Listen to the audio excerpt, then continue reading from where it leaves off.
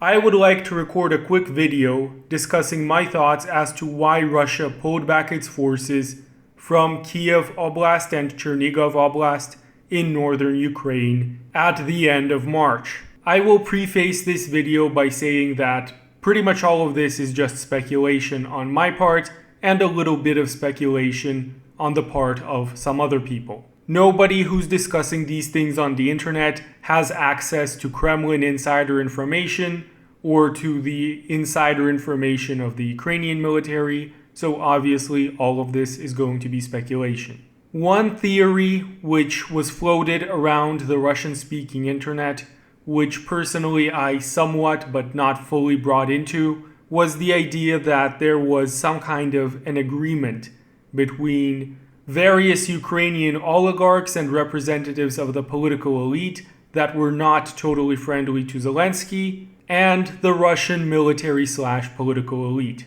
Now, according to this theory, the Ukrainian elite had to see to it that all of the forces in these areas would basically stand down and that the Russians would be able to secure a quick lightning victory over all of Ukraine. And the further point of that theory was that this agreement was essentially betrayed by the Ukrainian oligarchs, which is why Russia started getting bogged down in Ukraine. Now, looking back at everything that happened, I don't think that this theory holds any credence whatsoever. A far more likely theory for everything that Russia did in the first 3 to 4 weeks of this war, and the theory which I am now going to discuss, is the idea that all of this was a feint. That is to say, the 30 to 50,000 Russian soldiers that were deployed to these areas of Ukraine, the Kiev Oblast and Chernigov Oblast, were never there to take any cities. They were there to distract the Ukrainian military and to force the Ukrainian military to redeploy its forces away from the main battle in the Donbass. And looking back at everything that we've seen evolve over the past month and a half, I personally think that this theory holds a lot more water than the other one. So now I would like to discuss some of the evidence that suggests this, that implies that the whole operation that took place near Kiev and Chernigov was just one big feint. If we recall the timeline as to how the military events evolved since February 24th, on the very first day of the war, we saw a large Russian force, which various analysts have estimated to number anywhere between 30 to 50,000, invade Ukraine from the north, that is, from Belarus, and make its way towards Kiev. And on the very first day of this war, those troops were already on the outskirts of Kiev. But even before that, in the very first hours of this war, that is to say, the morning hours of February 24th, we had the battle or the operation that will most likely go down in history, and that is the battle for Gostomel Airport. Now, Gostomel Airport is only about a dozen kilometers from the border of the city of Kiev, and in fact it is even closer to various towns that are on the outskirts of Kiev. You could say that Gostomel Airport is essentially part of the Kiev metropolitan area. And the various ideas, rumors that were floating around at the time was that Russian forces would secure this airport, which by the way they did secure this airport in like the first 2 to 3 days of the fighting. And afterwards, that various Russian strategic airlifts, like the IL-76, could securely land in Gostomel and deliver all of the necessary supplies/equipment to then push into Kiev itself. And I would like to emphasize that these were just the ideas that were floating around the internet at the time.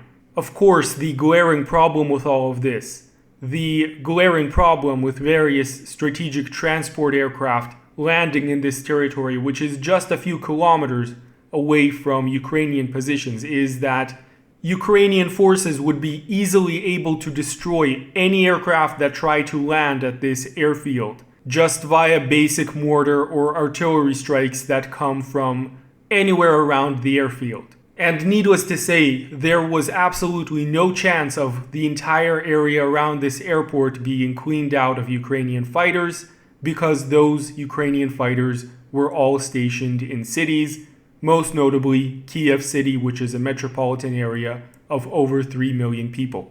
And Ukrainian artillery systems like the Smerch rocket artillery have a maximum range of 70 kilometers, so you would at the very least have to clear out all of the area around this airfield for 70 kilometers. And if you count the Tochka-U ballistic missile in that, then those 70 kilometers extend to 120 kilometers. The Tochka-U is a very effective Soviet-era missile which Ukraine fields in large numbers, and one of these Tochka-U missiles actually destroyed a Russian amphibious assault ship in Berdyansk a few weeks ago, which was tens of kilometers away from any Ukrainian position. Not to mention the fact that it is elementary to shoot down these strategic transports from any kind of air defense system, basically. They have no countermeasures, they have no way to escape a missile. And Ukraine's air defenses were nowhere near suppressed at the time. On the contrary, quite a few of them were deployed around Kiev. And I would add to that in the very first days of the war, Ukrainian media started making these claims about Il-76 aircraft, which is Russia's main strategic transport aircraft, being shot down by Ukrainian air defenses. I consider that claim to be 100% false. I am absolutely confident in stating that. And I discussed the reasons as to why I am so confident that this is a false claim. The glaringly obvious reason is that this is an enormous aircraft which was allegedly shot down over Ukrainian-held territory. In fact, several of them were allegedly shot down, yet we have seen no remains of them whatsoever. No satellite photos, no photos of the shoot down as it happened. One would expect a bright fireball in the night sky because all of this happened allegedly at nighttime. No photos of any wreckage on the ground. Absolutely nothing except these tall claims from the Ukrainian Ministry of Defense, which as of now still have not been redacted. Anyways, going back to the main topic. Needless to say, if any aircraft did attempt to land at Kostomo Airport, they would be immediately destroyed by Ukrainian artillery. And on top of that, strategic transport aircraft, no matter how many of them there are, they simply cannot deliver the necessary amount of equipment to storm a city that has a population of 3 million people. So of course, all of this leaves everybody scratching their heads, wondering why Russia took this airfield in the first place and dedicated such a large force towards taking this airfield if there is no point in using it and no opportunity to use it in the first place. Well, right now we are seeing the strategic effects of the capture of Kostomo Airport and the fact that around a division's worth of Russian soldiers were running around Ukraine's rear lines and causing chaos and panic among its political class and among the forces that were in the area, of which there were not that many on Ukraine's side. The effect was that Ukraine had to urgently redeploy some of its forces from the Nikolaev front, or as it was then the Kherson front,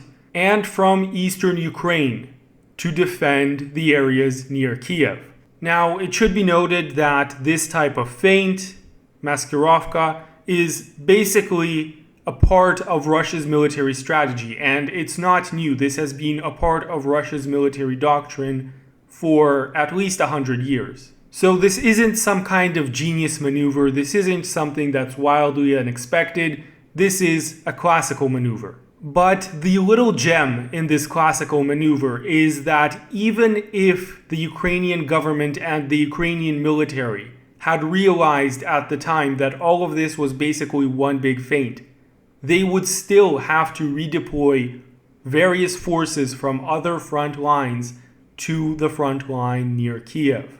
Simply because if they didn't, then that division's worth of Russian forces would be able to do absolutely anything they wanted in Ukraine's rear lines. So, this caused an urgent military crisis in Ukraine, and Ukraine had to redeploy some soldiers from its other fronts to the area near Kiev to hold back this Russian force. The Russian VKS, that is to say, the Russian Air Force, does not attempt to bomb or destroy any of the railroads or bridges or any of the roads which are used to deploy these forces to Kiev. So the Russians essentially let the Ukrainians deploy all of the forces to defend the capital.